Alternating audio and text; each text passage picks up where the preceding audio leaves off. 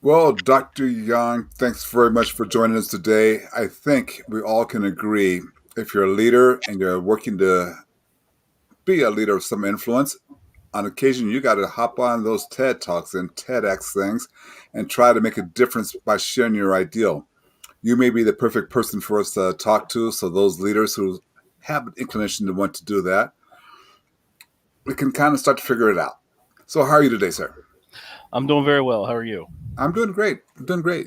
Here it's Monday, and I do realize I should just clarify once again for those of you just joining and haven't figured me out yet. I always say good morning. It doesn't matter what time of day. Good morning is morning someplace, I say, and you might as well have the energy of the morning. So that's where we will get started with the good morning. Dr. Young, tell us a little bit about yourself. I always like to ask the question, what's unique about you, your company, that maybe people don't know and you want to share with us? Sure.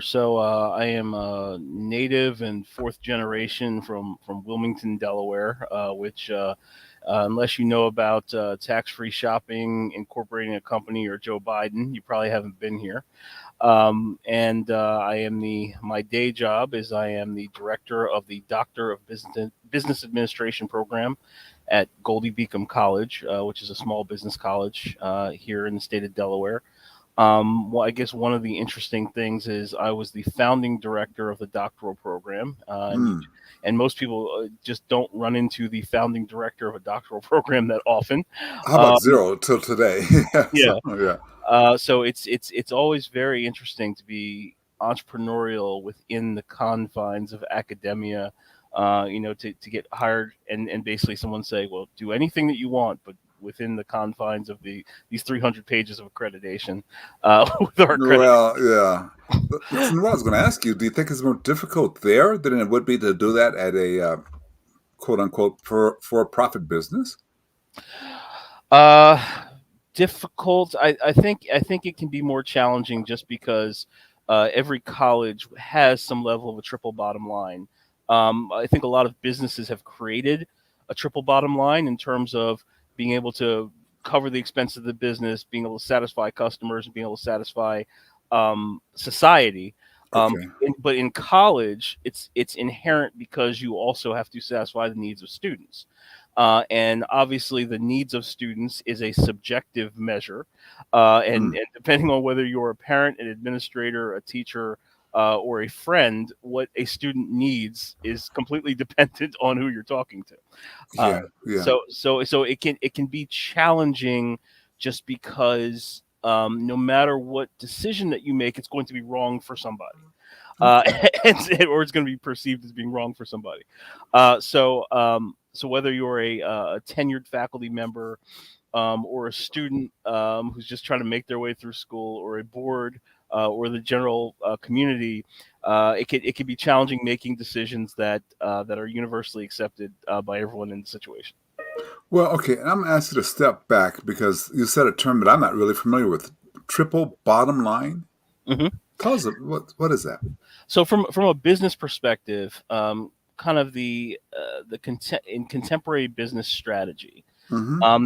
there's a need to satisfy the triple bottom line, and usually for most businesses, that first bottom line is, are we profitable? Are we in the black as opposed to in the red? Okay. As business has evolved over the last 30 years, another piece of that is making sure that customers are happy, which seems somewhat inherent. But obviously, many years ago, we were much more concerned about just making the business profitable. Hmm. The triple bottom line deals with the concept that not only are we profitable, not only are customers happy, but also are we doing our best for society? And, the best examples of that are maybe electric vehicles, corporate social responsibility. All those different things are kind of part of the triple bottom line. So, what's best for the company, what's best for the customer, and then what's best for society. Okay. I track with that now. Okay. That makes, I mean, it's the way it should, a friend of mine calls it win, win, win plus. Yeah. Win, win scenarios don't work anymore, but it's got to be win, win, win plus whatever comes out there for that direction. hmm Let's talk a little bit more though about your company. The reason why you're on this podcast. What's unique and powerful about that? So I am a co-founder of a company called Maverick Class. Maverick Class is an edutainment company. Basically, what we do is we put together events and experiences that both entertain and educate. And part of what we've done has been production of TEDx talks over the last 7 years. Besides, and we'll get more into TEDx obviously, but we also do produce events for Startup Grind, which is basically a fireside chat series, an internationally known Hmm. fireside chat series. Um, and then we also do education in entrepreneurship, diversity, equity, Wow. inclusion. Wow. Um, you know, issues dealing with domestic violence and abuse, try to make sure that people understand the importance of standing up against those different injustices. Yeah. So a lot of what we do is Hmm. basically trying to figure out more effective ways to educate people in such a way that they don't really realize that they're going through quote Yeah. unquote school in a sense. That's powerful. That's really kind of a powerful way. So let's go ahead and slide into the TEDx. Hmm. Kind of want to go about it backwards because you curate and produce TEDx's. But what Yes. I would like to know, what do you think are some of the keys to making a great TED Talk? If I'm coming to you to say, hey, coach me, what would you say? Sure. Well, not want you to give me three keys, but I want you to do them in reverse order. You can give me more if you want to. But Hmm. if we start with the number three, Hmm. what would that third key to making a great TED Talk be? So I think if I'm gonna if I know it's number one. So if I'm gonna go walk it backwards, I think that the third most important piece of it is making sure you understand what your through line is. The through line is the basic story that holds together the entire talk. So when you do Oh, okay, okay. so when you do a TEDx talk, you almost think of it as a tree, and the through line is that major kind of root and stem in the middle of the tree, and then the different stories, the lessons, the failures, what comes out of it are the different branches of the tree. But everything needs to be derived from the through line, and there has to be a clear connection with everything that's happening in the talk. The powerful thing about TEDx talks is they're never supposed to be more than 18 minutes long, although sometimes a few of them deviate from that. Yeah. And you really have to be concise in terms of what you're talking about, not really deviating from it, and making sure that it's Mm. entertaining in some way, shape, or form. It's not that different in it from what we do in a doctoral program with a dissertation defense. It has to data is great and research is great, but there has to be a story about why you're doing what you're doing. So sticking to the through line is a very, very important piece of the puzzle. And that through line really is the ideal worth sharing. Yeah, yes. The through basically every TEDx talk. If whenever someone pitches an idea to us about doing a TEDx talk, I basically ask them to describe what the idea is in 15 words or less. And if you can't describe in 15 words or less, it's probably not going to be a great TEDx talk. I think that idea we're sharing is the most important piece there. Okay. All right. Fantastic. Then, so let me ask you number two. Number two, I would say, is basically the adherence and the love of the human language, and I will only say the English language because TEDx talks can be done in any language. Right. I think the number one reason why people feel a connection to TEDx talks, besides the through line in the story, is it is one of the most beautiful ways to convey messaging, especially in 2021, where many of us communicate via text message, email, messenger. You really are on a stage and speaking directly to people in a very real way. Now, keep in mind, some TEDx talks aren't done very well, and so Yeah. those they still may get uploaded online, and you'll still watch them. But the ones that are really good are ones that really make use of and glorify human language, and that can be through alliteration, that can be through great examples, that can be through the effective use of visuals along with the speaking. So I think that those things really make for a wonderful TEDx talk. Okay. Okay. So now let's go to that top one. The top one's very simple, and it's really inherent in the slogan of TEDx, and that's having an idea worth sharing. The most difficult thing in coaching TEDx speakers is to try to keep them from doing what I call the infomercial. We have a natural tendency because first of all, if you're going to apply and subsequently get an opportunity to do a TEDx talk, you're probably pretty good at whatever you do. And you're probably a very high achiever and you probably have some level of confidence. And in doing that, for most of at least American culture, we are those type of people feel the need to sell themselves a lot, and talk about what they're doing and what their company does. They feel the need to commercialize what they're doing because that's just the business of America's business, right? And so the hardest part and yet the most important part is to be idea focused in a TEDx talk, and to make it a talk in such a way that for the most part no one knows what your name is, no one knows what your company is, no one knows where you work. But by the end of the talk, the idea is what resonates. Because at the end of the day, when you post your TEDx talk to YouTube or to TED.com, we'll have a whole bio of you underneath your video. You don't have to Okay. tell us what your name is. You don't have to tell us where you work. It's just really focusing on the The message. idea. Yeah. One of my favorite movies is Batman Begins, with Val Kilmer, and there's a scene in the movie where Liam Neeson, who is basically his mentor through some of the movie, says, and I'm paraphrasing here, says something along the lines of, "To be great, you have to be more than a man. You have to be an idea." And I Mm. think that resonates with TEDx, where someone walks away from it with a strong idea, and even if I don't remember what your name is, where you work, or things of that nature, but I remember the idea, that's the most important piece of it. Yeah, I would tend to agree that that could be. So I see why you would say that. Um, with that though in mind, that being the most important part, and then also trying to prevent the infomercial, so to speak. Um, what's it like? How do you coach people to say, okay, I have this topic, and how do you coach? How would you coach me to say, okay, Glenn, got to get this down to less than 18 minutes? How do Well, you I coach mean, me on that? I mean, I don't think it's really any sort of special sauce. It's practice, practice, practice. I think it's really just having that idea in mind, and that's why the starting point of most of the TEDx experience is writing out what's the idea in 15 seconds, and then you focus on that idea.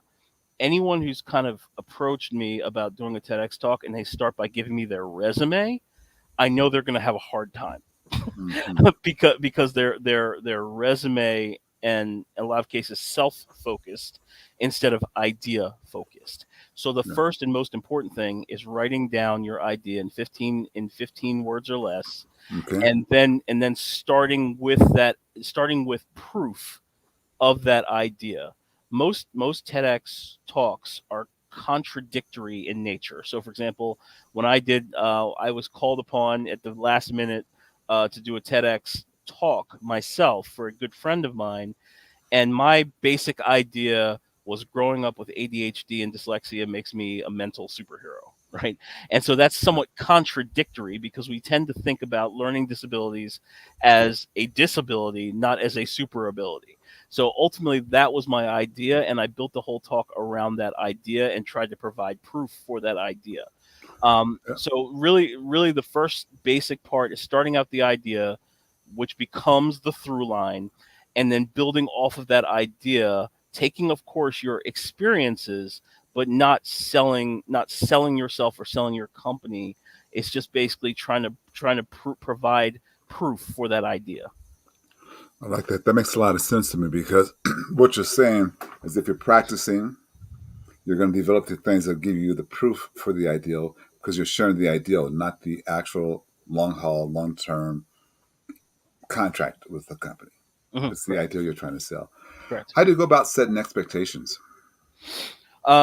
So when we actually go talk to TEDx speaker, and we've kind of talked about some of the basic things. No infomercial, 18 minutes or less, base it on an idea, and we really try to work with that person to flesh out what the idea is. And I think the number one difference between a lecture and a TEDx talk is that contradiction in terms that makes people think. I've always referenced, Uh, and I use this example a lot. So every time I use it, I get a little bit older. So I'm probably off in terms of when the movie came out. But there was a great movie with Hugh Jackman and Christian Bale called The Prestige, and it was basically two competing magicians that were competing against each other. And Christian Bale's mentor in the movie was played by Michael Caine, and he said something great. He said, all magic tricks have three different parts. You have the pledge, and the pledge is kind of like when the magician has a cage and a bird, and you put the bird in the cage, and you cover the cage with a piece of fabric. We all in the audience can agree on the physical properties of a cage. We can agree on the physical properties of a bird, and we can agree on the physical properties of the fabric. So the first starts the pledge. The next part of a magic trick is called the turn, and this is where the magician takes the cage and smushes it down, right? And so now everything that we thought about the physical properties of a cage and a bird are completely gone. And he makes the point that that's never where a magic trick stops. Then what you have to have is the prestige, and this would be when the magician reaches in his or her pocket, and pulls out a bird. Now, we all know it's not the same bird as what's in the cage, right? But we now the audience now they have a completely new perspective on what reality is. And to me, a lot of great TEDx talks do that to you. So, for example, when I did my talk, I put forth ADHD and dyslexia. That's um, a, a, a disability, and everyone in the audience is like, "Yeah, we agree it's a disability." Then my turn was, and now I'm a college professor. Like, okay, didn't see that coming, because we thought you had this disability. So that's the turn. And the prestige is when I started talking about the fact that I teach students in the way I would have wanted to be taught as somebody who had these disabilities. And that's what made me a somewhat successful professor. That's the prestige. So I think when we coach people, we try to coach them to have that level of contradiction, because that's the suspense that builds the suspense in the talk that you really get with TEDx talks that you usually don't get with a lecture. So really talking through no infomercial, have practice, practice, practice, stick to the through line and stick to the idea, and try to build some suspense with kind of with a pledge, a turn, and a prestige.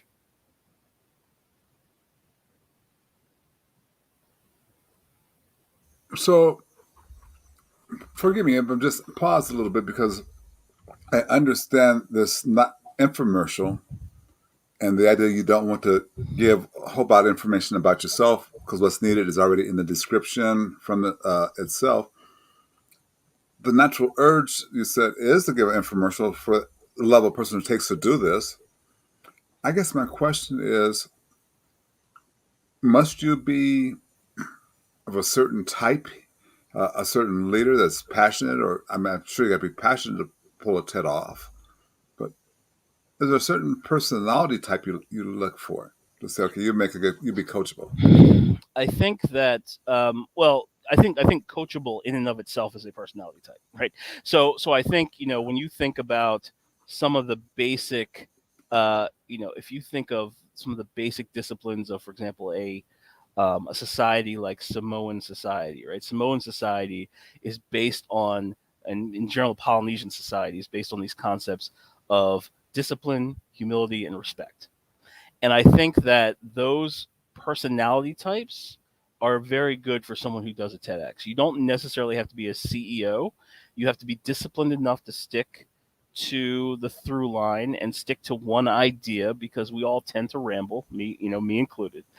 You have to be humble, because you realize it's about the idea, not about you.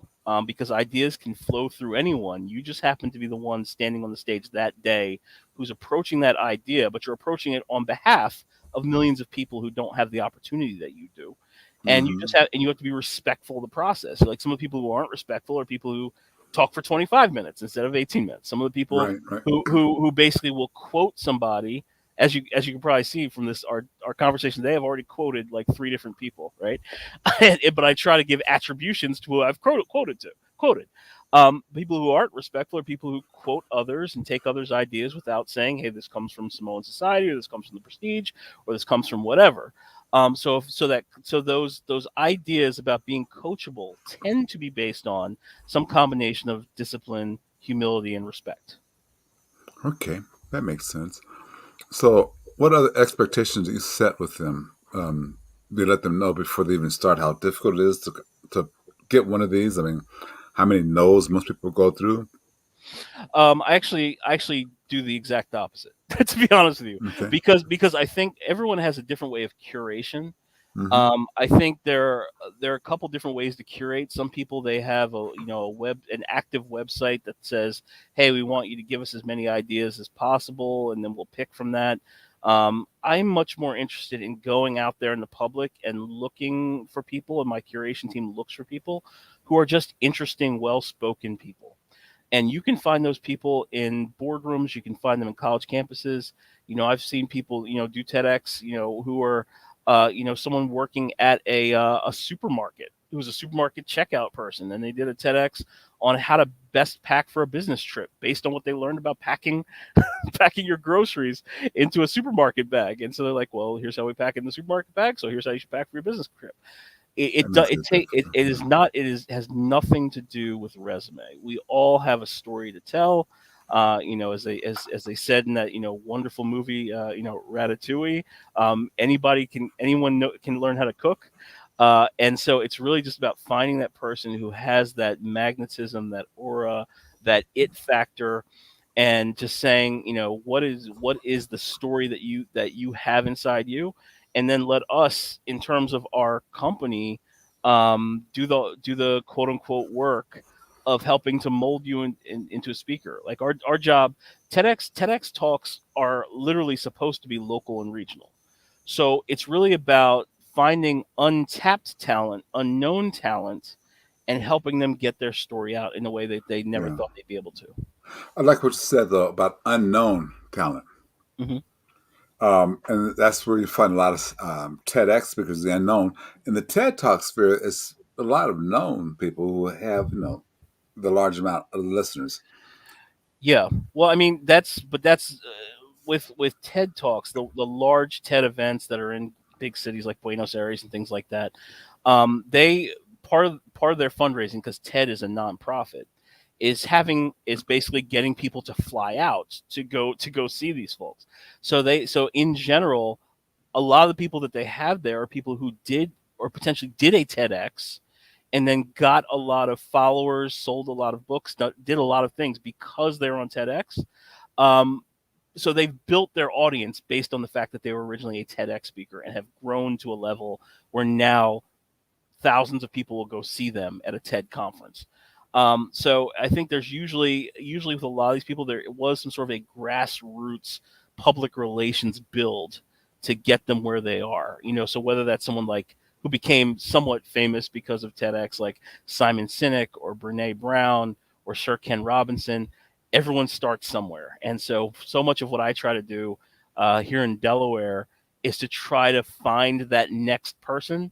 The same way any sort of sports high school coach, they want to find the next Bo Jackson, they want to find the next Mike Schmidt, they want to find that next person and help to propel them.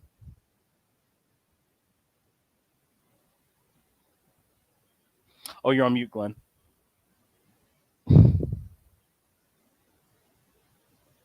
Is alert. So you do turn people down Yes, based you have to. upon their passion for it, the skill for it.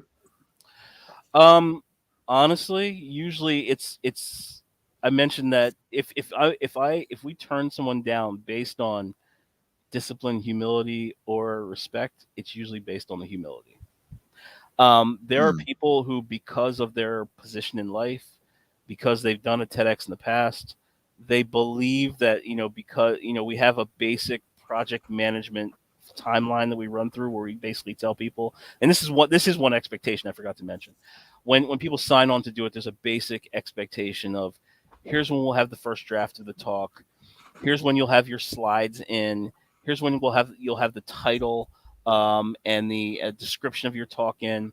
People who don't generally abide by those timelines because they feel as though they're too important or they're, for whatever reason, those tend to be the people who don't get accepted or Mm, who get rejected last minute because that that humility and that respect for our process isn't there. mm, TEDx talks in a lot of cases will maybe not be shown by TED because it's too much of an infomercial, or because they're using bad science, or because I mean, some TEDx talks have curse words in them, but because they're saying something that's inappropriate. really inappropriate. Yeah. So we have to kind of tease that out early on in the process. So if you don't get me your slides or you don't tell me what you're talking about, it's just like, don't worry, I know how to do this. I know what I'm doing. No, that's cool. But you're just not going to do it with me. Uh, Mm, and so it's yeah. usually it's if anything gets someone automatically rejected or moved out towards the last minute, it's the humility and respect side. Okay. Completely good to know. Completely good to know. Let's go into a little bit, of course, same subject, but different direction a little bit. Hmm. Process of becoming a TED speaker at a TED event. What's that process like? Do you have any input in that process when you're coaching? You know what? Everybody's different. So both the gift and the curse is there are a lot of TEDx platforms around the country, and everyone has a different way. So there are some people who there are whole businesses built around being TEDx agents, if you will, and they'll send you people's information. They'll send you people's headshot, a sample of a TEDx that they've done, a sample of a talk that they've done, and so, they are those people who accept those. I personally don't accept those. We personally have a much more grassroots way of reaching out to people who we think are interesting, to ask them if they would consider doing a TEDx talk. And the best part about doing that is 90% of the time, the response from that person is, "Wow, I never thought I was good enough to do it," Yeah. or "I've always thought about it, but I never conceived of it in reality. It's always been, the number one phrase we hear is, it's always been a dream of mine." Um, that, once again, I'm looking for the humility. And that humility Hmm. means they're going to take the process super seriously. It's not a business for them. I'm definitely not looking for the people who've done 5 different TEDx talks before, and this is part of their business plan to use our events to make it big or to sell a book or something like that, because that's just not our process, and that's not who we're looking forward to. So if you're talking about TEDx Wilmington, the best way, and it sounds strange, the best way to have a shot with us is to just do what you do on a daily basis, Just reach out. and maybe reach out and say, hey, listen, what do you think about this? Is this interesting? But reach out as you. Don't have your agent reach out to you. Yeah. Yeah. And Yeah.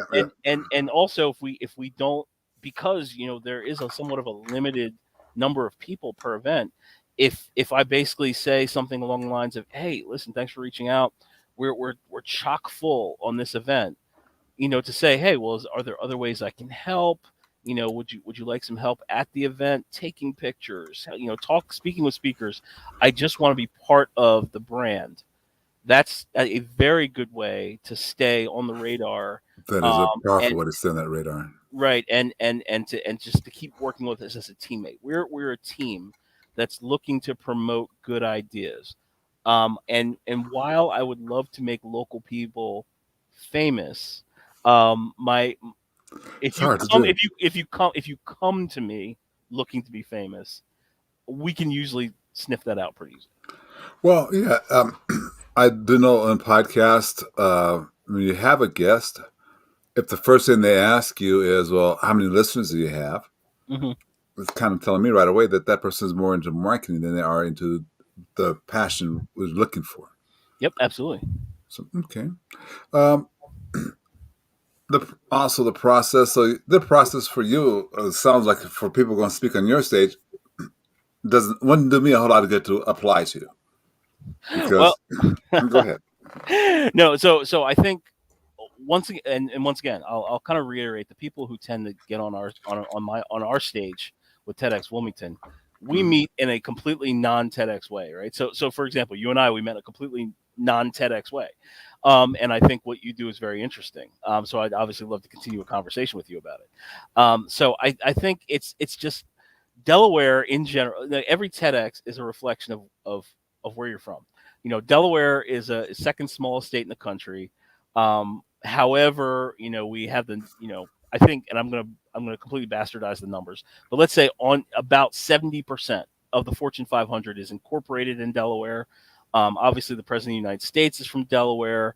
And we sit in the middle of New York, Philadelphia, Baltimore, and DC. Yeah, So yeah, in that way, in that way, we're very understated, but we know that a lot of kind of business power influence comes through the state at the very least to get tax-free shopping.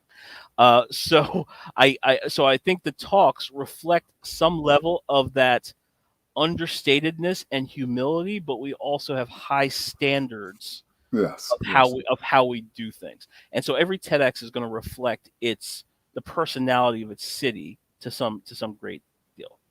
Okay, okay, and yeah, so that makes sense. So if you're actually researching and going through the application process, you probably need to research the location of Yep. the TEDx or TED Talk. And what's interesting about that?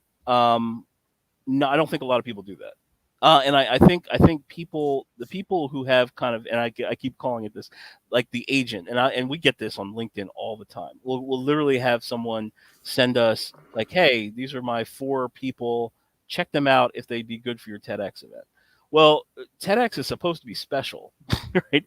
And so I'm not looking for like the McDonald's version of a speaker. Yeah, We're looking for someone who, once again, I hate to repeat myself, but like has that humility and just has an idea that they just came up with, not a prepackaged idea. They're trying to shop to as many people as possible, and whether they're in TEDx Wilmington or TEDx Baltimore or TEDx Philly, they don't care as long as it has TEDx at the front of it. From Ted's perspective, the nonprofit's perspective, the name on the front of the jersey, TEDx, is more important than the name on the back. oh, yeah. From our perspective, the name on the back of the jersey is more This important is than more important. Yeah, right yeah. because we want it to reflect the ideals and the values of Wilmington, Delaware. See, yeah, yeah. So that's a good analogy, a good way to put it. I mean, what's on the front or the name on the back? Which one's more important? And from your perspective, it's more important is that you have people of character and humility that are there. Let me ask you this. So I'm taking this from this conversation. If I'm going to be a great TEDx speaker, I got to be humble. Yes. If I'm going to be a great TED Talk speaker, I got to be humble because otherwise, if I come on or have an agent come on to you, or whatever it is, that lessens my chances by quite a bit. Hmm. And I that, think go ahead. no, I was gonna say, and I just want to add one word to what you're saying. You Mhm. have to be authentic. Ah, The authenticity. So once again, you think about those great, and I mentioned my probably my 3 favorite. So yeah, yeah, yeah, Sir Ken Robinson, Simon Sinek, Brene Brown. Her whole TEDx was about the power of vulnerability. yeah. They're all very authentic, and I think once again, people have made whole livings on saying, "Hey, I'm a TEDx coach, and I'll teach you how to do this polished and all this other stuff." The polish is good and the practice is good and the prep is good, but if it comes off too perfect, sometimes you lose the authenticity, and then it just becomes a canned talk, not an authentic talk where you can feel the power. The great TEDx talks, you can feel the energy coming from somebody, and it doesn't seem salesy, and it doesn't seem egotistical. It just seems like, wow, I've been waiting my entire life to share this information. They seem excited, like a kid on Christmas, to be able to share something with you. Yeah. That's a in this day and age with Great place to be. with Zoom and text messaging and video games and Yeah. all this other stuff. Isn't that so refreshing? to feel human energy, and that's what we love about it. Well, yeah, there's no doubt about it. Those who travel, speak for a living, it's so nice to finally be back in front of people. Hmm. Even though I was speaking to a couple of them, they did pretty well where they said, I don't want to go back to people because why should I travel? I can just do it online and be happy with it. Yep, absolutely. But some of them are like saying, yeah, I could do that, but I got to be able to shake somebody's hand or at least fist bump somebody in the hand. So this is all going to change sort of thing.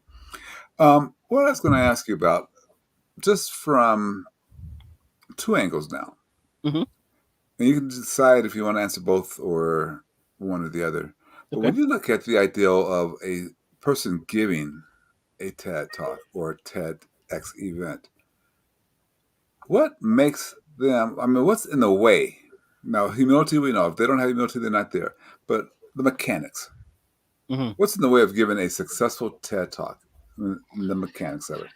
I think a lot of it is just basic corporate programming. I think that we have become so used to commoditizing language. We become used to reading off of PowerPoints. Mm, In an effort, once again, I mentioned that quote, and I forget who said it. It's probably John Paul Getty or Dale Carnegie.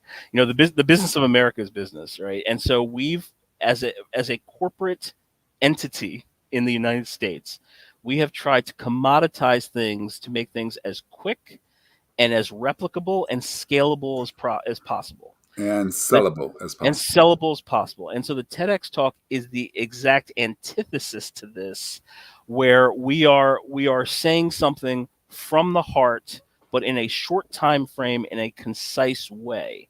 And so it's hard to train people to not read off of slides. It's hard to train people to use the eloquence of language, to use alliteration, to really love those aspects of the human language the same way that Shakespeare loved them, the same way that Paul Robeson loved them, the same way Mm, that Zora Neale Hurston loved them. wow. Those Wow. people, they who speak in that, we are just not trained to speak in that way because we don't have the opportunity to speak in that way in corporate America.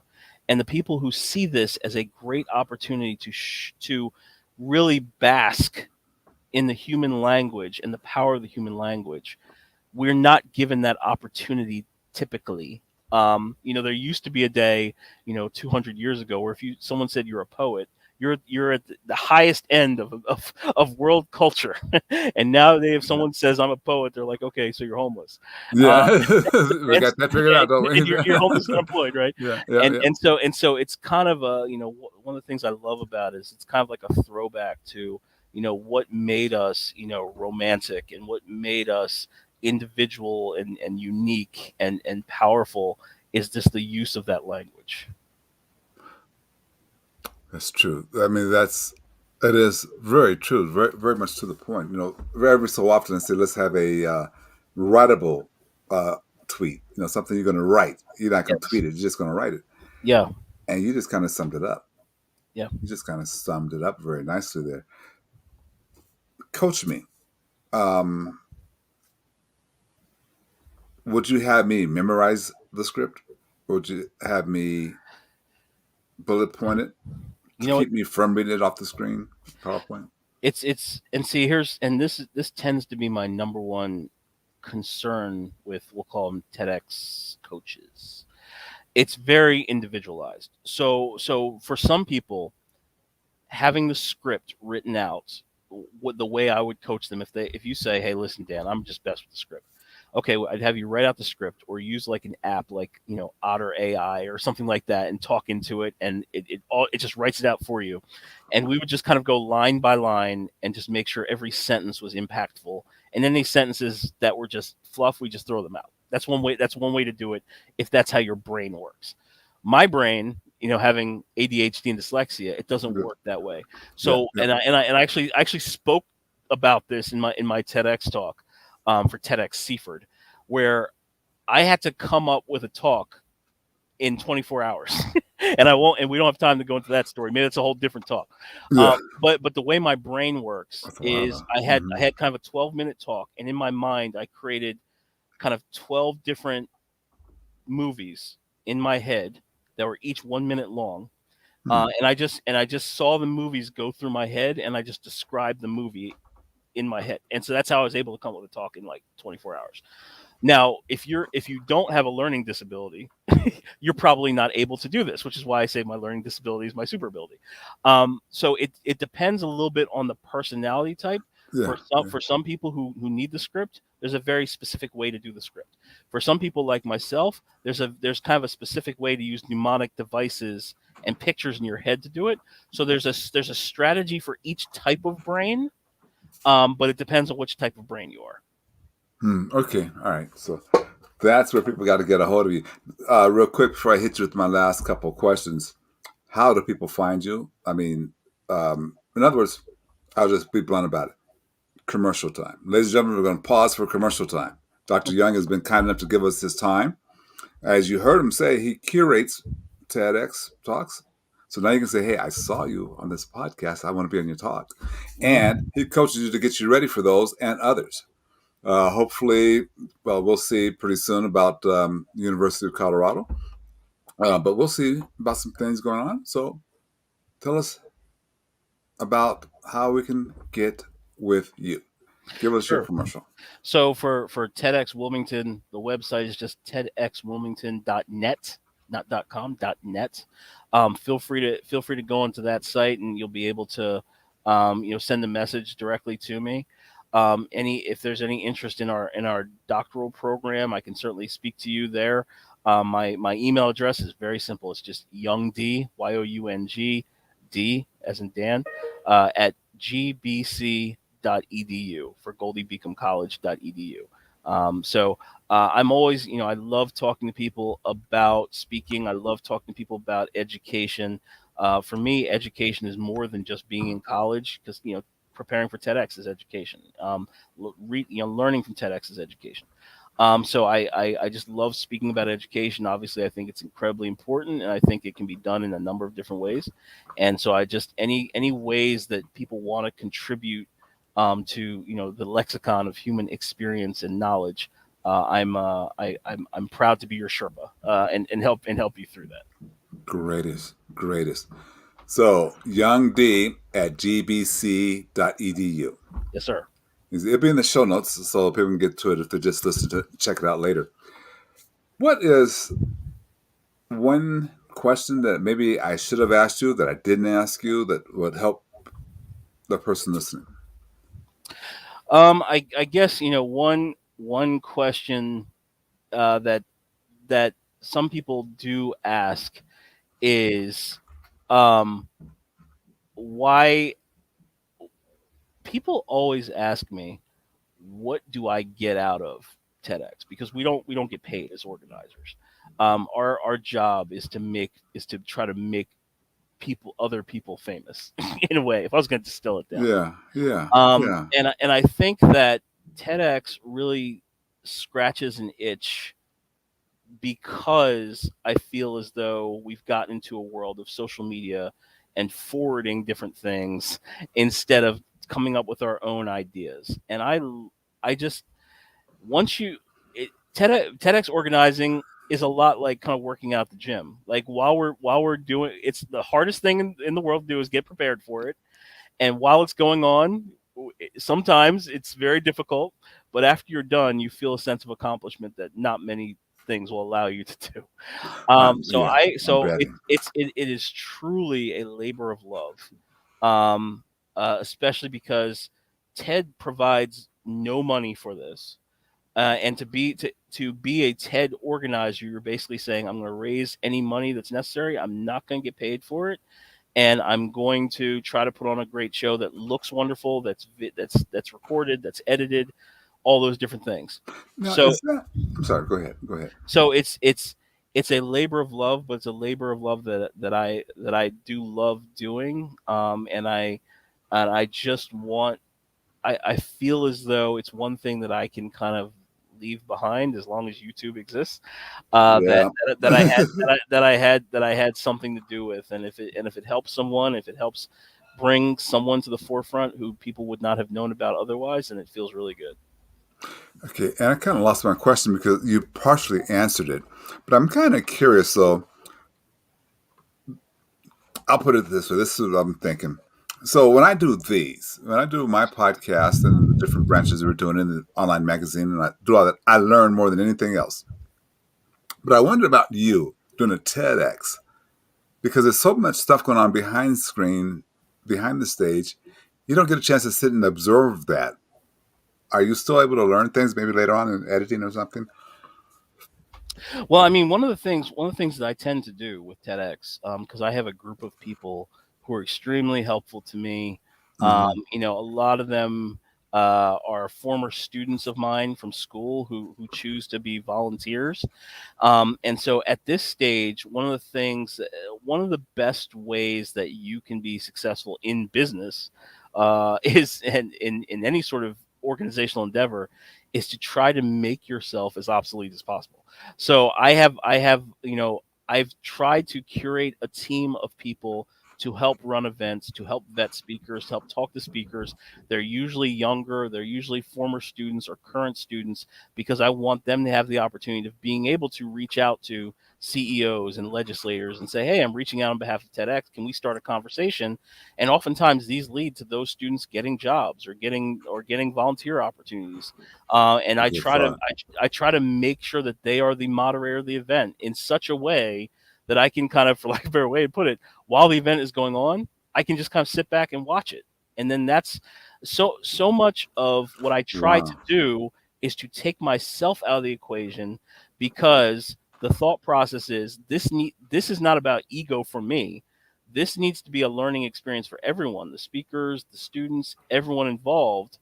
And if it's always, the Dan Young show, then I'm the only person getting anything out of it. So I try to create systems to take myself out of there so the most people get the most value out of the experience.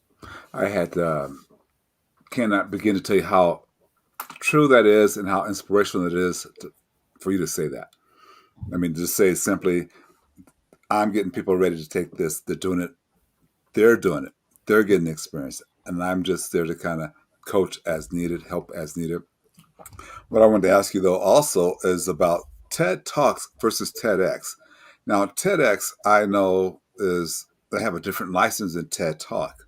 Mhm. Does that cause you to recruit people or recruit people differently when it's a TED Talk versus TEDx? Because it's still both of them are kind of non-paid, but I mean, you do get to charge an admission on TED Talks.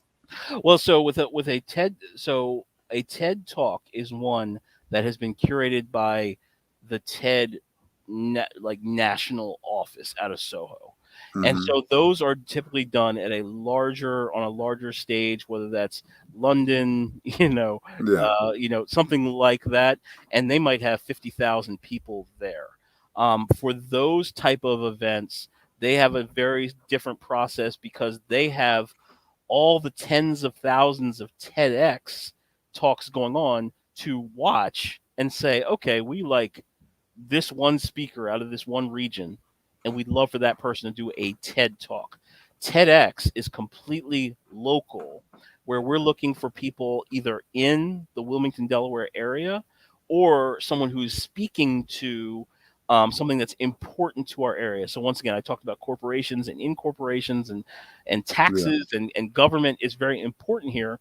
So I could have a speaker from California who might send in a TEDx video and we'd show it during the event.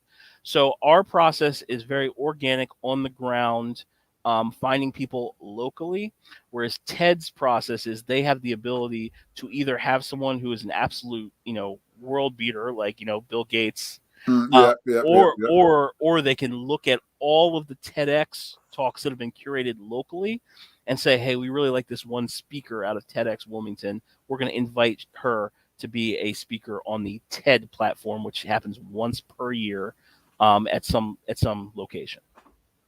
That's very very powerful. Very very powerful. I want to be respectful of your time, and I know we've already extended the time that you offered to chat with me, so I appreciate it. No But I problem. want to just ask you because a lot of folks have this dream and this vision, and they think that doing a TEDx is going to revolutionize their career. What's the expectation you would set for that? The talk does not revolutionize their career. The idea may. All ideas have their time and place, and and I think that the number one fallacy, and I'm glad you touched on this actually. The number one fallacy is by doing a TEDx talk, it's going to be your path to like fame and riches and things of that nature. It's 100% based on your on a couple things. Your idea being extremely relevant and timely, Mm, how quickly other people view your idea as relevant and timely, because the real power of TEDx is not in the initial taping, it's in the frequent forwarding of that video amongst a virtual population, right? So that's I key to hear. so Yeah. I could do TEDx wherever in the world, and it's an unbelievable idea, but if I don't have a number of people who forward that through buzz marketing, through viral marketing, no one will ever see it. So I think a lot of people, one of the things that we try to help people with is not only with the idea, not only with the delivery, but who is the target market you'd like to get this out to, and how can we help get that out to this target market? Mm, wow. Perfect. Perfect. Perfect. Give us your final piece of advice that you'd give anybody who wants to become a TEDx speaker. My final piece of advice is you are worthy. You have ideas. If you would like to share those ideas, please share them. The world, like I said, the world has become highly commoditized, and so in a world where the price of lumber goes up and the price of other things go down, ideas and the human spirit has absolutely no price ceiling. So what I would say is you only get the chance to go in this life one time. So if you have a great idea, it doesn't have to be through me, it could be through anyone else. Make sure you share your ideas, because that's what makes us human. Love it. Absolutely love it. I got to tell you once again, thank you very much for taking the time. Ladies and gentlemen, like this one's going to get forwarded, right? People are going to forward this one. If you know somebody, even if it's like, as soon as he said this, thought, well, my daughter, her message is so powerful in her photography. A TEDx talk would be really a way for her to talk about whatever, how it works. Thank you, Dr. Young. Thank you very, very much. I greatly appreciate it. And I really appreciate you going past the time that you planned on it. Ladies and gentlemen, thank you for joining us today.